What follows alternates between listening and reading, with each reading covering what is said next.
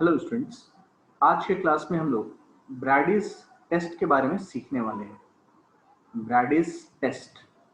ब्रैडीज test का एक और नाम 2,4 DNP टेस्ट भी होता है। इसको हम लोग 2,4 DNP टेस्ट भी बोलते हैं।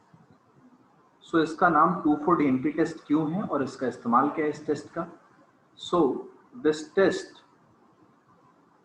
Is used to determine the presence of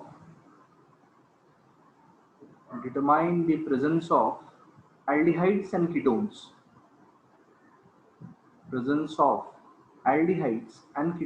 मतलब इसका काम क्या है? ये हमें बता सकता है कि गिवन ऑर्गेनिक कंपाउंड में हमारे पास एल्डिहाइड या कीटोन के फंक्शनल ग्रुप प्रेजेंट है या फिर नहीं है। So it can be used as a test. तो अब यहाँ पे सवाल ये आता है कि ब्रैडीज टेस्ट तो ठीक है, लेकिन 2,4 DNP टेस्ट इसका नाम क्यों है? ठीक है, तो 2,4 DNP इसका नाम होता है इसके रिएजेंट के ऊपर जो इस रिएक्शन में हमारा इस्तेमाल होता है। क्या रिएजेंट यूज करते हैं हम लोग? तो हमारा रिएजेंट यहाँ पे होता है 2,4 dinitro phenyl hydrazine. 2,4 dinitro phenyl hydrazine, ये रिएजेंट यहाँ पर यूज किया जाता है। तो इसके स्ट्रक्चर को भी देख लेंगे हम लोग, 2,4 डाइनाइट्रोफिनाइल हाइड्राजीन के स्ट्रक्चर को। तो इसके स्ट्रक्चर में देखिए आप, यहाँ पे हमारा NH और इसके साथ NH2, मतलब हाइड्राजीन के स्ट्रक्चर में एक हाइड्रोजन को हटा करके हम लोगों ने 2,4 डाइनाइट्रोफिनाइल ग्रुप अटैच कर दिया है। तो ये हमारा रिएजेंट हो गया 2,4 डाइनाइट्रोफिनाइल हाइड्राजीन। ठीक है, अब इसके बाद का स्टेप, अब ये रिएजेंट मिल गया। इस रिएजेंट को हम लोग ब्रैडीज रिएजेंट भी बोलते हैं। इस रिएजेंट को हम लोग ब्रैडीज रिएजेंट भी बोलते हैं। अब क्या करना है हमें? तो कैसे हमें चलेगा पता कि हमारा एल्डिहाइड या कीटोन वहां पर प्रेजेंट है? तो उस रिएक्शन को हम लोग देख लेते हैं। तो एक जनरल कार्बोनिल कंपाउंड ले लेंगे हम लोग, R1COR2। ये R हमारा अल्काइल, अराइल या हाइड्रोजन हो सकता है। तो इसका रिएक्शन अगर हम लोग 2,4 DNP के साथ करें, डाइनाइट्रोफिनाइल हाइड्राजीन के साथ करें, तो ये बना देगा हमारा, पहले ड्रॉ कर लेते हैं इसके स्ट्रक्चर को। तो इन दोनों के बीच में रिएक्शन होगा और रिएक्शन होकर के फॉर्म हो जाता है R1CR2। और ये कार्बन जो है ये आपका नाइट्रोजन से अटैच हो जाएगा। इस नाइट्रोजन से हमारा NH था और इससे हमारा ये फिनाइल का ग्रुप अटैच था, जिसमें ऑर्थो पोजीशन पे और पैरा पोजीशन पे यानी कि 2 पे और 4 पे Na2 अटैच थे। तो ये जो कंपाउंड बना हमारा, ये बन गया फिनाइल हाइड्राजोन। इसको आप बोल सकते हैं हाइड्राजोन। तो कंपाउंड बन गया यहाँ पे हमारे पास हाइड्राजोन।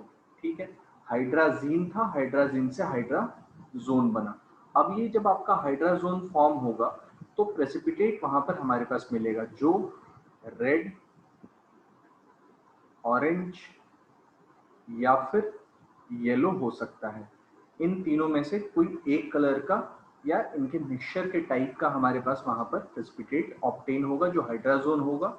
और जो प्रेसिपिटेट बनता है उसका मेल्टिंग पॉइंट शार्प होता है, जिसके हेल्प से बहुत बार हमें ये पता चलता है कि हमारा कार्बोनिल कंपाउंड एग्जैक्टली है कौन सा।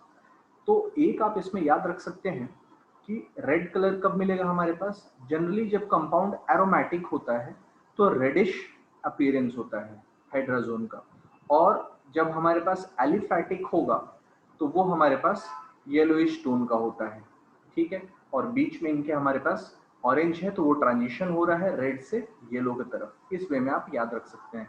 तो रेड, ऑरेंज या येलो, इन तीनों में से कोई भी कलर अगर वहां पे ऑब्जर्व हुआ तो इसका मतलब क्या है कि हमारे पास कार्बोनिल कंपाउंड वहां पर प्रेजेंट था। इस रिएक्शन को देखें अगर हम लोग, तो इसमें क्या हो रहा है हमारा, इस रिएक्शन में H2O चला गया, एक छोटा सा मॉलिक्यूल आउट हो गया है और दो मॉलिक्यूल कंबाइन हुए हैं। तो इस रिएक्शन को हम लोग बोल सकते हैं it is a condensation reaction. Condensation reaction है ये। कंडेंसेशन रिएक्शंस में क्या होते हैं कि दो मॉलिक्यूल कंबाइन होता है और एक छोटा सा मॉलिक्यूल कोई आउट होता है।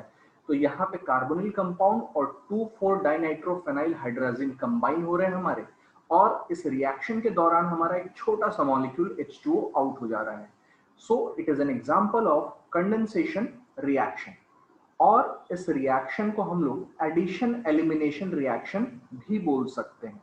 एडिशन एलिमिनेशन रिएक्शन, एडिशन दोनों मॉलिक्यूल्स का हुआ और एलिमिनेट हमारा वाटर का मॉलिक्यूल हुआ। तो ये जो हमारा टेस्ट था, इसी टेस्ट को बोलते हैं 2,4-DNP टेस्ट या ब्रैडिस टेस्ट, और इसका इस्तेमाल होता है to check the presence of carbonyl compounds, यानी कि एल्डिहाइड्स और कीटोन्स।